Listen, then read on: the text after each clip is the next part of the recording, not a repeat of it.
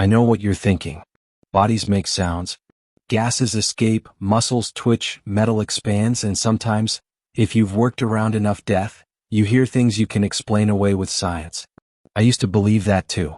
Until the night the body screamed. My name is Marcus Ellery. I spent 11 years working the night shift at Fairview Cremation Center, a quiet, aging brick building at the edge of town where most people never bother to look twice. Nights there are lonely in a way you can't describe unless you've lived it. The hum of the ventilation, the click of settling pipes, the echo of your own breath. You get used to the isolation. Or at least you think you do. But on a stormy Thursday last fall, I learned something no training manual ever covered, something no rational mind wants to consider. I learned that when the fire hits, not every scream dies with the body. The man that came in that night, Jonas Reddick, had no family, no friends, no one to claim him. According to the police, he was already dead long before the fire in that abandoned house reached him. Cold, still, silent. But the second I pressed the ignition and the chamber roared to life, I heard it, a scream so sharp, so full of terror, it cut straight through steel, straight through me. And before you assume I imagined it, before you explain it away the way I once did, you need to understand something. I wasn't alone in that room.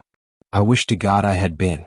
Because whatever stood behind me that night, whatever pressed a hand onto my shoulder as that body screamed, wasn't human. And it didn't burn with Jonas. It followed me home. People imagine crematoriums as cold, haunted places, but the truth is they're mostly just forgotten. Fairview Cremation Center was no different. Built in the late 70s, it sat behind an old lumber yard, tucked between a row of skeletal pines and a drainage ditch that flooded every winter.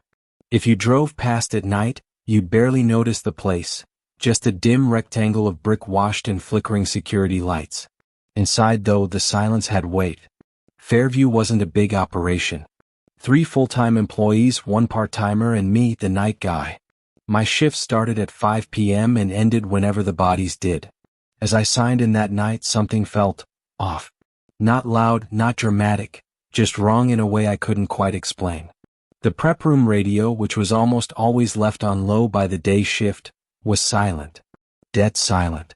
And the logbook on the desk, normally closed, was left open to a page covered in smeared ink, like someone had dragged their fingers across the fresh notes. I glanced toward the hallway window. For a heartbeat, I thought I saw a shape standing just outside the glass, tall, narrow, still. But when I stepped closer, it dissolved into nothing but the warped reflection of my own body. I should have taken it as a warning. Instead, I clocked in and told myself the building was just settling. I had no idea something inside it was already awake. Some nights it was quick. Others, I'd be there past dawn, alone with paperwork, metal carts, and the unending hum of the retort room. I told myself I didn't mind the solitude. It was easier than dealing with people. Dead bodies don't judge. They don't talk back. They don't ask you about your past. Until that night, I thought they didn't scream either. My routine was always the same. Clock in. Inspect the retort. Check the temperature logs. Swipe the intake forms. Wheel the gurney down the hall. Try not to think too hard about the fact that, for 8 hours, I was the only living thing in a building full of the dead. People love to say, you must get used to it. The truth is, you never get used to death. You just learn to tolerate the way it hangs in the air, like the smell of disinfectant mixed with something older, something you can't quite name. Fairview always smelled faintly of scorched metal, old paper, and citrus cleaner that never masked anything. But the worst part wasn't the smell. It was the hallway. The crematorium had a long, narrow corridor stretching from intake to the furnace room. During the day, with sunlight leaking through the high windows, it felt sterile. But at night, under buzzing fluorescent bulbs that dimmed at random, it became a tunnel. Echoes behaved strangely there, repeating themselves like whispers. You could swear someone was walking behind you even when you were alone. Most nights I shook it off. Most nights. I don't know if Jonas ever walked that hallway when he was alive, but the night he arrived, the whole building felt wrong. Off balance, like the walls were holding their breath. The call came in at 8:14 p.m., unclaimed mail. Late 40s. Possible burn victim. No next of kin. Standard enough. We handled dozens like that every year. Police dropped off the body in a zipped black bag, tagged at the ankles, the kind you see on crime shows. But Jonas wasn't a TV corpse. He wasn't a neat, composed version of death. He was heavy, too heavy for a man his size. Not weight like fat or muscle, but weight like gravity pulling harder on him than anyone else. His body felt rigid, tense, as if every fiber inside him was clenched tight. The moment I touched the bag, a cold prickle climbed the back of my neck. The officers who brought him in didn't linger. They never did.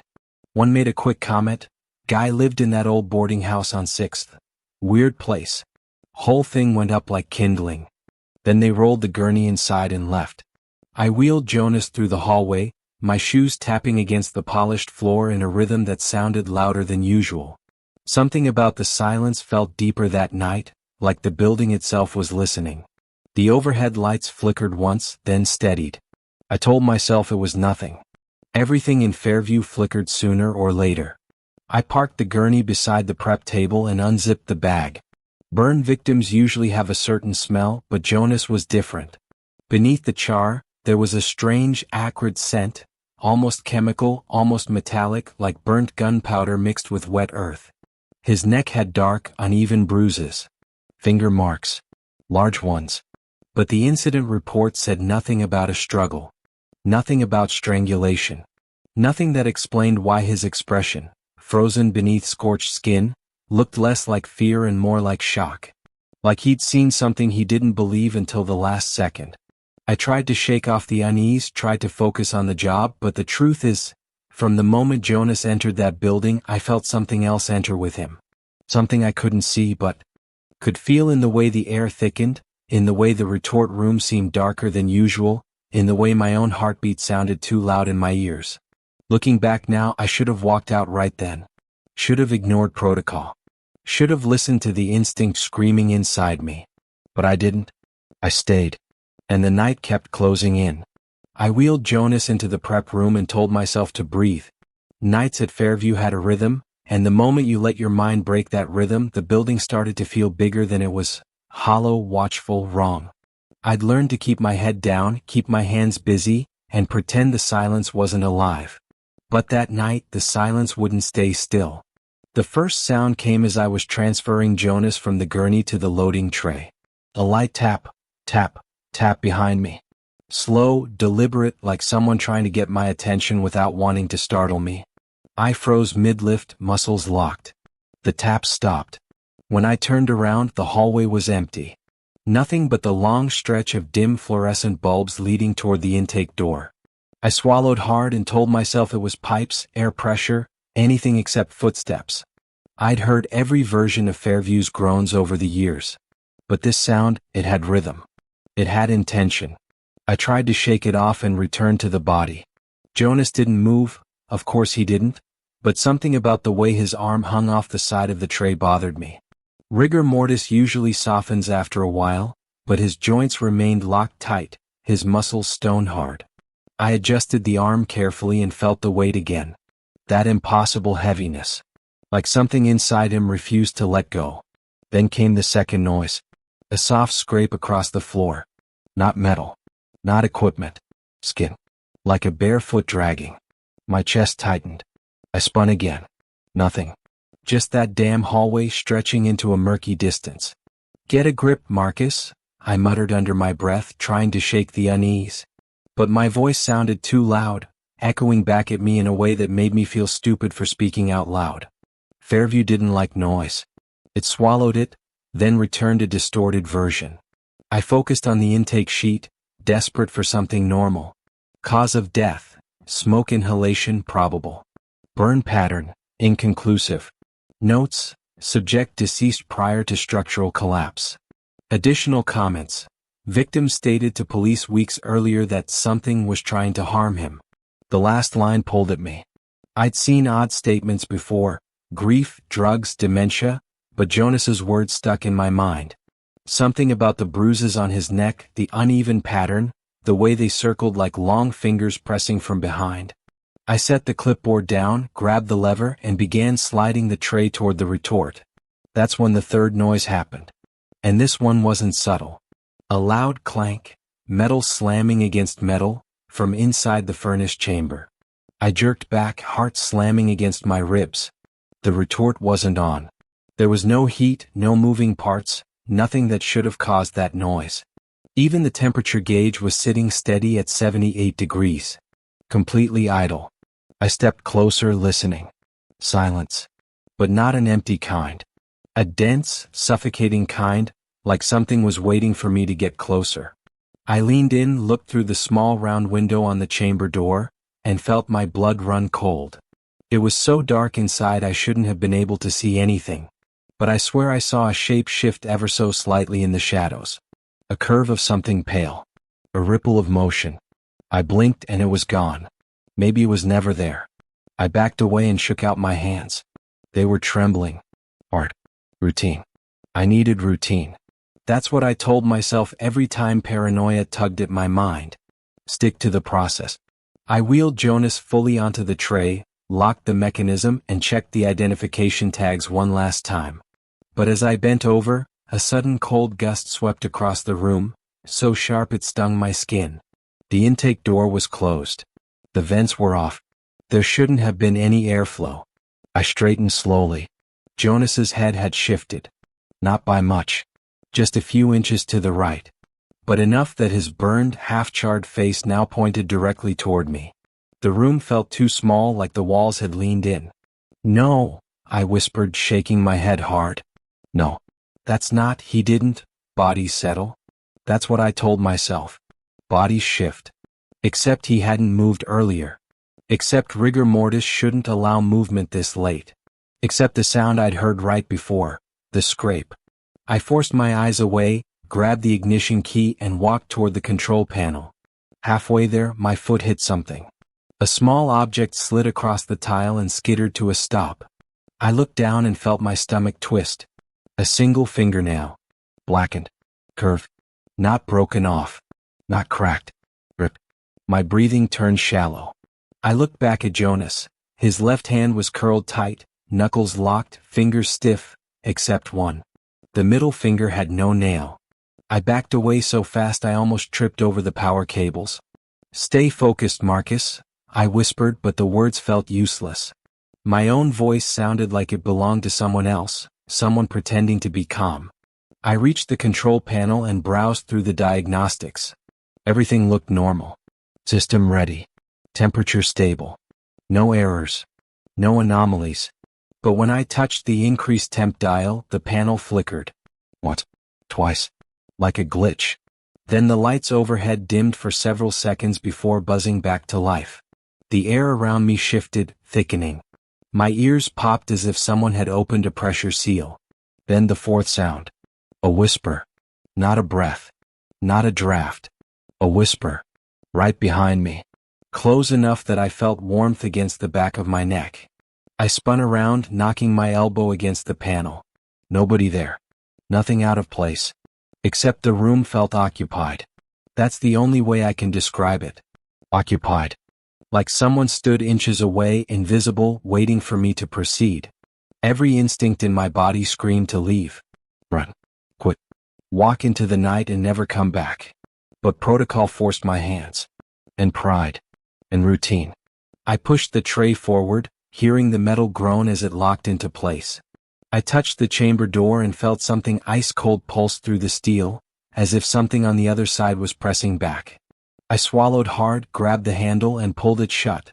The moment the door clanged closed, the building let out a sound I'd never heard before, a deep, low vibration that sank into my bones. Like an exhale. Like relief. Like anticipation. My hand hovered over the ignition button, my throat tight, my heartbeat loud enough to feel in my teeth. Some part of me, some ancient, ingrained part, knew that once I started that fire, everything would change. Whatever had slipped into Fairview with Jonas wasn't trapped in the chamber. It was waiting. Watching. And it wanted me to finish what I'd started. I took one final breath, closed my eyes, and pressed the ignition. When my thumb pressed the ignition button, the furnace roared to life with a violent surge that rattled the metal frame beneath my feet. Usually, the startup hum was steady, predictable, almost mechanical in its cold precision. But tonight, the sound tore through the chamber like the retort was choking awake from something deeper, darker. The temperature gauge spiked faster than normal, climbing in brutal jumps. 200 degrees. 450. 900. The orange light inside the chamber flickered, pulsing like a heartbeat. I stepped back, watching the readings, trying to convince myself everything was functioning correctly, even though the panel jittered with every degree rise. My pulse matched the erratic jumps, pounding inside my skull. And then, the world split open. A scream, raw, ragged, human, burst out of the furnace so violently that I stumbled backward into the prep table. It wasn't a crackle, not a mechanical groan, not trapped air escaping. This was a voice. A man's voice. Terrified. Agonized. Fighting. It pierced straight through the reinforced steel of the chamber door and slammed into me with a force that felt physical. I froze.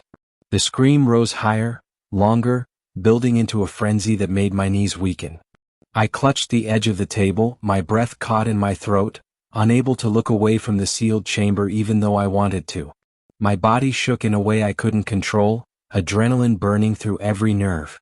No, no, no, impossible, I whispered, but the words dissolved into the roar.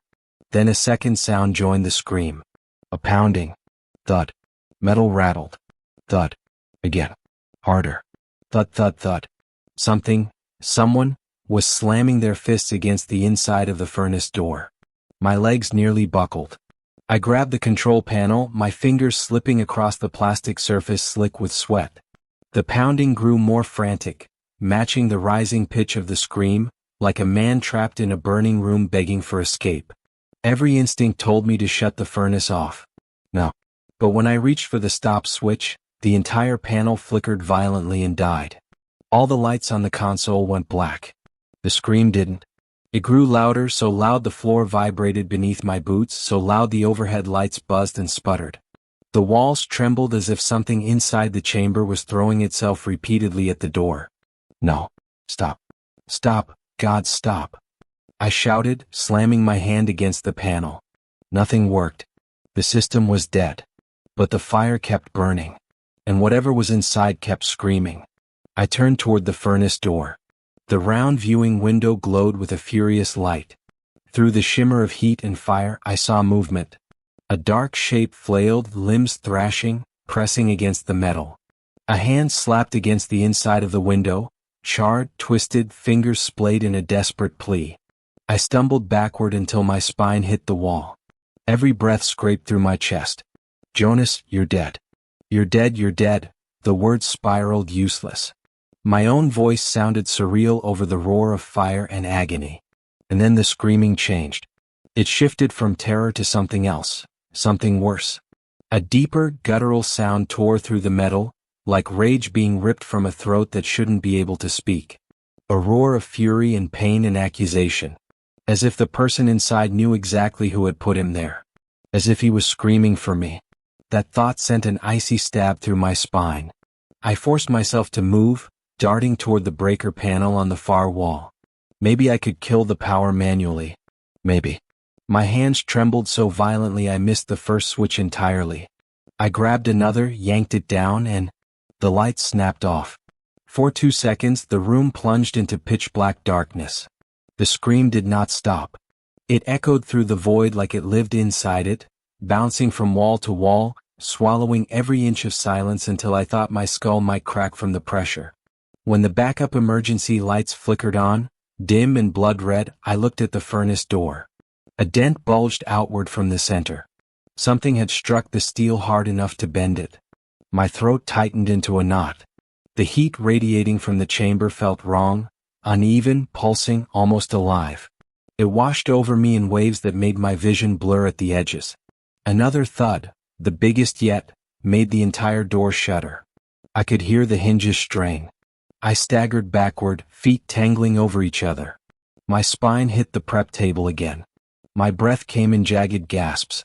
Please, stop, I choked out, though I wasn't even sure who I was pleading with. The screaming rose one final time, stretching into a sound that didn't seem human anymore. Deeper, louder, almost layered, like multiple voices screaming in unison from inside one body. A sharp, sudden silence. Everything stopped. The furnace went quiet. The vibration ceased. The heat settled. And in the dead, suffocating stillness that followed, a single sound echoed softly through the room. A slow, deliberate knock from inside the chamber. Knock, knock, knock. As if someone, or something, wanted me to answer. The moment the final knock faded, the air inside the retort room turned thick, like the oxygen had been siphoned out, leaving only heat and dread suspended between the walls. My heartbeat hammered against my ribs, sharp and uneven, drowning out every other sound. For a split second, I thought maybe it was over, that the silence meant the nightmare had burned away with Jonas's body. But then the temperature dropped. Not gradually. Not subtly. A sudden plunge, as if someone had opened a freezer door inside the room. My breath fogged. My skin prickled. The sweat on my arms turned icy. And that's when I felt it, the unmistakable sensation of being watched. Not from the furnace. From the hallway. I turned slowly, every muscle rigid, eyes struggling to adjust to the dim emergency lights. The long corridor stretched out before me like a tunnel carved from shadows. The fluorescent tubes above flickered in unpredictable pulses, casting the walls in jagged, stuttering frames of red and white. And midway down the hall, something stood there. At first, I thought the darkness was just pooling oddly, an illusion born from the flicker of dying lights. But then it shifted. Slightly. Deliberately. The silhouette straightened itself as if acknowledging my gaze. Tall. Too tall. Shoulders narrow, head tilted unnaturally to one side. A human shape, yet wrong in every proportion. My body locked on instinct. My breath tangled in my throat. The figure stood perfectly still, but the shadow beneath it swayed, like it had a life separate from whatever cast it. The air vibrated with a low hum, as if the building itself recognized the presence and recoiled. I blinked hard. When my eyes reopened, the figure was closer. A good 10 feet closer. I hadn't heard footsteps. Hadn't seen movement. One blink and the hallway shortened. My chest tightened painfully. I stumbled backward, nearly colliding with the furnace console. No, no, no, this isn't real, I whispered, even though every instinct screamed that it was, that whatever stood down that corridor had been waiting for a long time. The shadow moved again. Not forward, longer. Its arms stretched past where arms should stretch, fingers dragging along the wall in slow, deliberate strokes. I heard it this time, a faint scraping sound, nails against paint, steady and gentle, like someone drawing symbols in a language I wasn't meant to understand. My vision blurred at the edges. My legs refused to move. The figure bent its head slightly as if studying me. And then, without warning, the lights overhead snapped to full brightness. For half a heartbeat, the hallway was clear. Empty. Then darkness swallowed it again. I didn't think. I didn't breathe. I just ran. My boots slammed the tile as I sprinted toward the security room at the end of the hall. The emergency lights flickered in short bursts, turning everything into a stuttering nightmare, frames of red, black, and white slicing past me. Every time the lights flashed, I caught glimpses of the shadow, closer, closer, closer, though it never moved in between. I reached the security room and threw myself inside, slamming the heavy door shut and twisting the lock with shaking fingers. The small office was barely bigger than a closet, lined with filing cabinets and a single desk with a bank of monitors.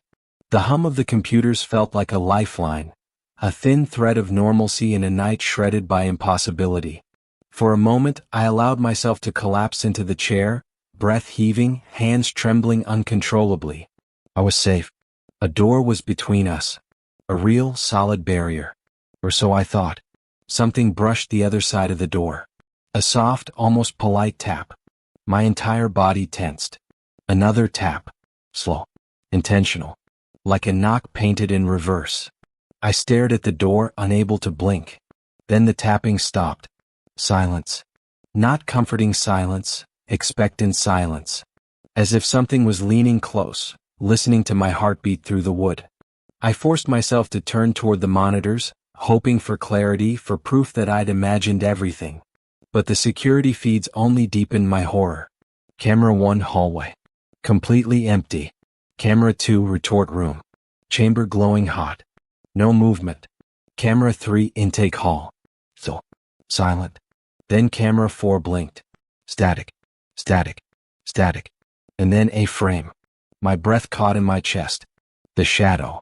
Standing in the exact center of the hallway. Facing the security room door. Unmoving. Arms dangling in an unnatural angle, its head tilted as if listening. The feed went black. Then white. Then back to static. I leaned closer to the monitor, my heart slamming against my ribs, when a soft whisper slid across the room. Not from the door. Not from the hall. From behind me. My blood ran cold. Slowly I turned my head. In the reflection on the monitor's glass just over my shoulder, I saw it. A tall, thin figure standing inches behind me, its shape stretching beyond human limits, its shadow reaching toward my chair like a hand emerging from a well. I spun around so violently the chair toppled over, but there was nothing there. The office was empty. But the air was colder, heavy, as if someone had just exhaled against the back of my neck. Then 3 knocks. Not on the door. On the window of the monitor in front of me. As if something inside the camera feed was knocking for my attention. I staggered backward until my spine hit the filing cabinet. My eyes blurred with terror, and the edges of my vision pulsed with every pounding heartbeat. And then the power in the entire building surged. Lights brightening, screens flashing, a whine building in the walls. For a moment everything paused. Frozen. And somewhere inside the building, beneath the roar of electricity and the pounding of my pulse, I heard it again. A breath. Not human. Not close. Inside the walls. Waiting. The surge ended as quickly as it began. The lights snapped back to their dull emergency glow, the monitors steadied, and the room fell into a heavy, suffocating quiet. It wasn't normal quiet. It felt aware, as if the building itself was holding its breath, waiting for me to make the next move. I pushed myself off the filing cabinet, legs shaking, and turned slowly back toward the monitors. Every instinct screamed not to look. But terror has a strange pull. Once you've glimpsed something impossible, you need to confirm whether reality is broken or whether your mind is. I leaned forward, swallowing the dryness in my throat, and replayed the feed from the hallway camera. The timeline slider jittered beneath my trembling hand. I backed it up 30 seconds. Then a minute. Come on, I muttered, my breath fogging the screen. For a long moment nothing happened. Just the empty hallway, dead still, washed in flickering red light. And then, there I was. On screen Marcus sprinted into frame, running full speed toward the security room door. He was panicked, stumbling, looking over his shoulder like any second something would grab him. Exactly as I remembered. Except, there was no shadow behind him. No figure. No presence. Just open hallway. My real-world heartbeat stumbled. That wasn't right. It couldn't be right. I rewound the footage again. Watched the moment before I ran for my life. On screen Marcus froze halfway down the hall, staring at something out of frame. A shape I knew had been there, a silhouette that had towered at the end of the corridor. But on the recording the hallway was empty. Not just empty, sterile. Too clean. Too still. As if something had erased itself from the frame. No. That's impossible, I whispered. I skipped to another angle. Camera 1. Camera 2. Camera 3. All the same. Nothing behind me. Nothing following. Nothing watching. The footage insisted I had been alone. But I knew, down to the marrow of my bones, that I wasn't. Then I saw camera 4. The screen flickered between static and a frozen, glitching frame. The same distortion I'd seen earlier. I leaned in, heart pounding, and tapped the playback button. The video stuttered, jumped forward, then resolved into a single crisp image. My blood ran ice cold. The shadow, the same impossible figure, stood in the middle of the hall facing the security room door. But something was wrong. The timestamp didn't match what I'd experienced. The footage placed the shadow there before I even left the prep room. It had been waiting. I felt my stomach lurch. Hands trembling, I reversed the footage. The figure didn't walk in. Didn't slide in. Didn't emerge from darkness. It simply appeared. One frame it wasn't there. Next frame it was Perfectly formed, tall, crooked, head tilted at that unsettling angle. My skin crawled. Then the feed glitched again, just a flicker, but enough that a single frame flashed before disappearing. The shadow was closer to the camera, leaning into it, face inches from the lens. The features were blurred, twisted, as if reality strained to hold its shape. The eyes, if they were eyes, were nothing but dark hollows. I recoiled from the screen. God, oh God. I clicked back to the retort room feed. I didn't want to look. I had to. On the recording, I stood near the furnace, staring at the control panel. The moment I pressed the ignition button, on-screen Marcus jerked backward from the scream. And that was when I saw it. A figure stood directly behind me. Not distantly. Not faintly. Inches from my back, one hand resting gently, almost affectionately, on my shoulder. My real shoulder twitched violently, a phantom sensation crackling through muscle and bone. I staggered away from the monitors like they'd burned me. No, that didn't happen. I would have felt that. I would have. But the truth crashed down in a single overwhelming wave. I had felt something. A cold presence. A pressure. A paralysis that I'd blamed on fear. I just hadn't realized it was a hand. I stared, horrified, as on-screen Marcus stood frozen, oblivious, while the shadow behind him seemed to grow darker, more defined, its face bending toward his ear like it was whispering. And then the video flickered. Another single, terrible frame. The figure wasn't behind me anymore. It was standing directly in front of me, its face stretched far too long, its jaw unhinged, mouth opening wide, as if it were screaming. But there was no audio. No roar. Just silence. A silence that felt intentional. I stumbled back, hitting the filing cabinet so hard it rattled. My breath came in stuttering gasps. I wanted to run out of the room, out of the building, out of my own skin. Then the hallway camera lit up again. New footage. Live footage. The hallway was empty. Then, a shadow slid into frame. Not walking. Not stepping. Sliding. Like a smear of darkness given shape. It stopped directly in front of the security room door. And tilted its head, exactly as I had seen it do in person. The lights flickered. The monitor dimmed. The temperature in the room dropped again. And then something happened that I still struggled to accept. The shadow on the camera feed turned, facing directly into the lens, and raised one hand. Not to wave. Not to reach. To knock. And at the same moment its hand touched the screen, the door behind me, the real door, echoed that same sound. Knock, knock, knock. Measured. Deliberate. Patient. As if whatever was outside already knew I wasn't going anywhere. The knocking didn't stop for almost a full minute. Slow, deliberate taps that felt less like someone asking to be let in and more like someone reminding me they already knew exactly where I was. When it finally stopped, the silence that followed was worse. Thick, vibrating, charged like the air before lightning hits. I didn't dare move for several seconds. My pulse hammered so hard it felt like it shook the desk beneath me. When I finally turned back to the monitors, the shadow on the hallway feed was gone. The screen looked almost innocent now, empty corridor, flickering lights, nothing else. But innocence felt like a lie. I needed answers. Not comfort. Not denial. Answers. And the only person who could give them to me, dead or not, was Jonas Reddick.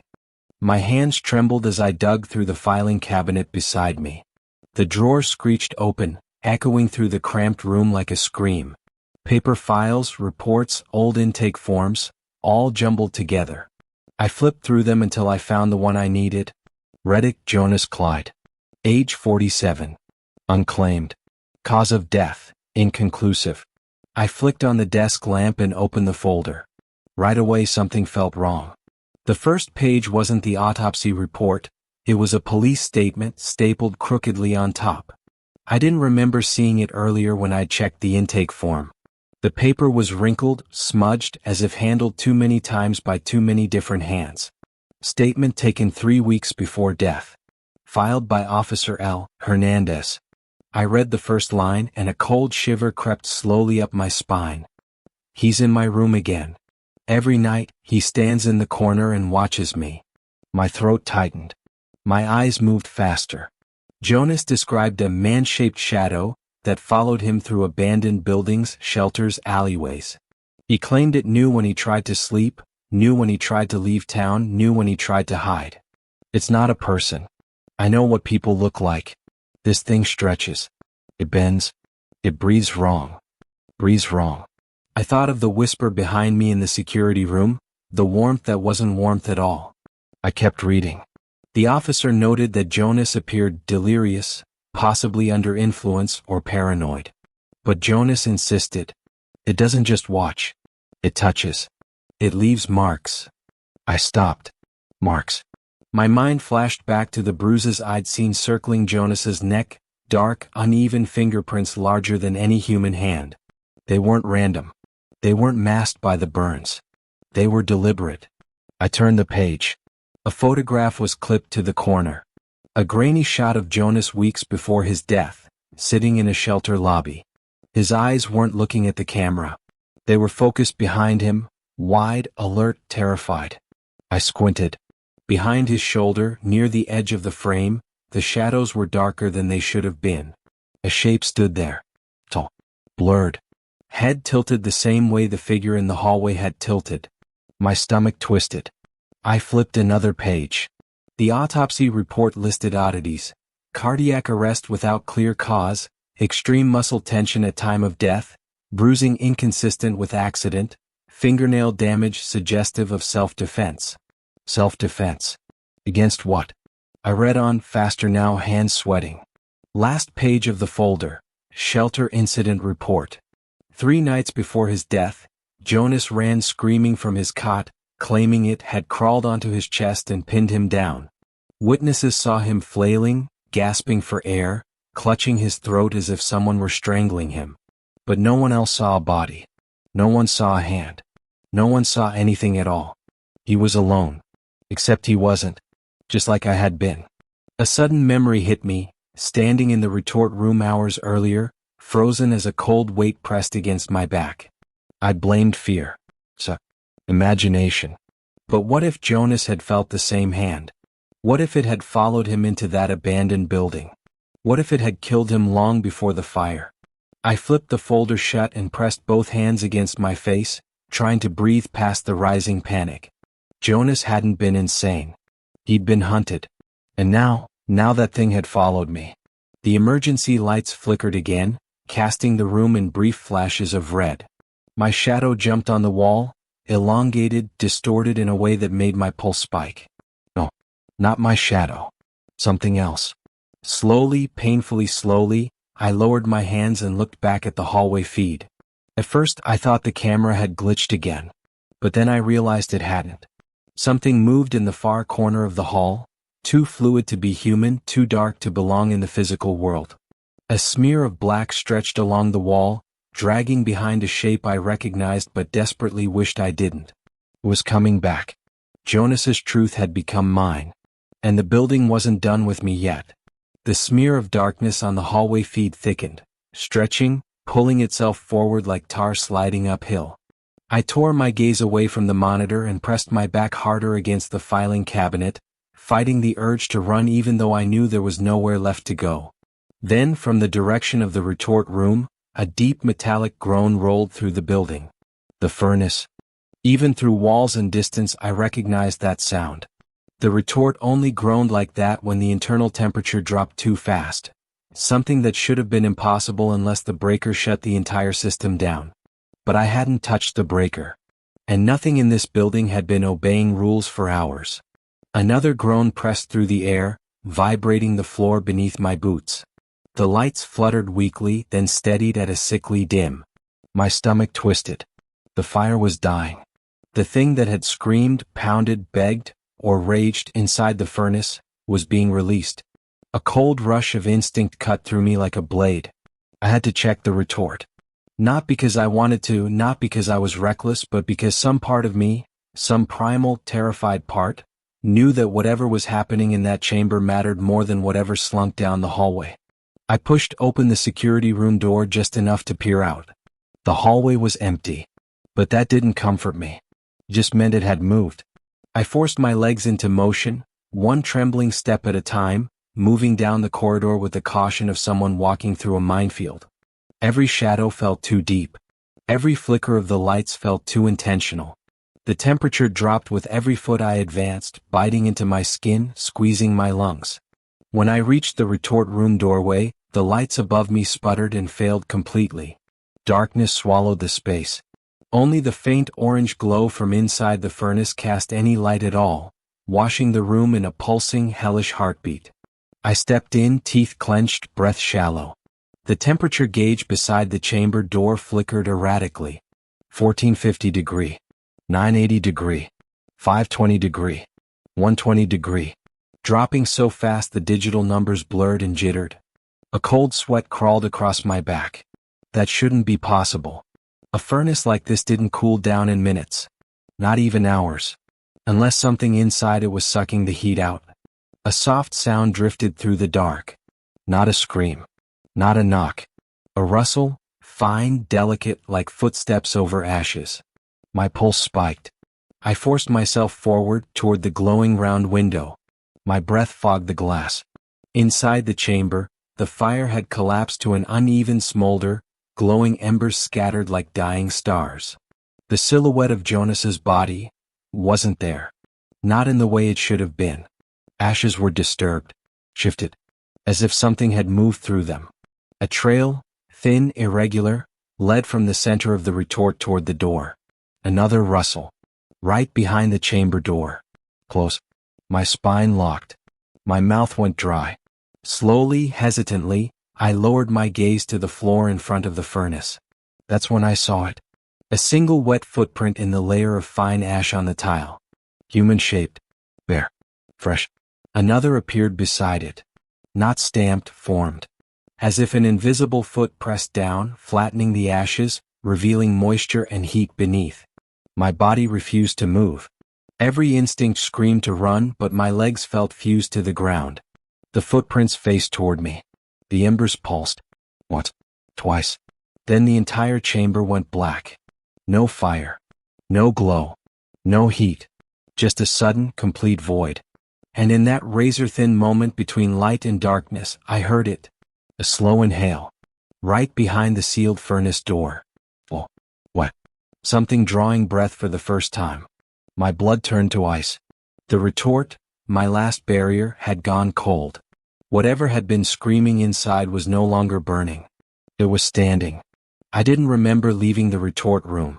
One moment I was staring at those ash footprints forming out of thin air, my heart pounding like it wanted to crack my ribs open, and the next I was outside in the freezing night air, doubled over beside my car, vomiting onto the gravel. My hands were shaking so violently I could barely hold my knees. I kept expecting to feel breath on the back of my neck, a hand closing over my shoulder, a shadow bending itself into the shape of something human. But the parking lot was empty. The building behind me sat motionless, silent, as if it had swallowed the night whole. I don't know how long I stayed there. Minutes? An hour? Time didn't feel real anymore. But eventually my body forced me to move. I crawled into my car, slammed the door shut, locked it twice, and sat there with my forehead pressed against the steering wheel, crying in a way I hadn't cried since my father's funeral. I drove home on autopilot. Every flicker of a streetlight looked like a shadow shifting. Every passing car made me flinch. By the time I pulled into my driveway, I felt like pieces of me had been scraped away, like I'd left some important part of myself inside that furnace room. The next morning, I walked into the crematorium office and placed my resignation letter on the supervisor's desk. He didn't ask questions, just stared at me, confused, as if he wanted to say something but couldn't find the words. I must have looked unrecognizable. Pale, sunken-eyed, like someone who hadn't slept in years. I muttered something about health concerns, and walked out before he could press further. I didn't owe anyone the truth, and even if I did, no one would believe me. People barely accept the idea of ghosts. What I saw wasn't a ghost. It was something older. Something patient. Something that had followed a man across shelters, alleys, abandoned houses, and then followed me home in a trail of ash and breath. The first night after quitting, I barely slept.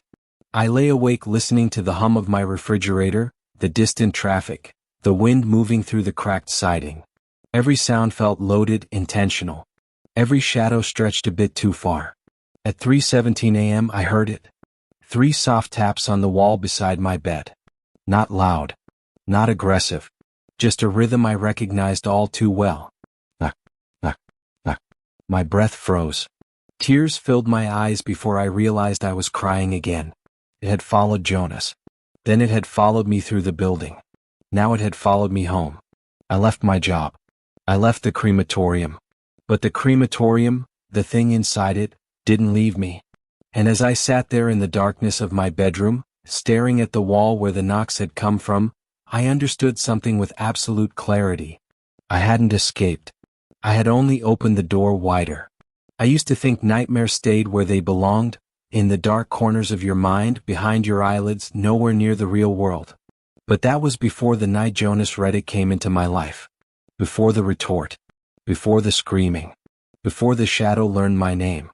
I'm saying all this now because people always ask the same question when they hear even a piece of my story. Are you sure it wasn't in your head? God, I wish it had been. I wish I could blame stress or exhaustion or trauma. I wish I could point to something logical, anything that made sense. But logic died the moment the furnace went cold.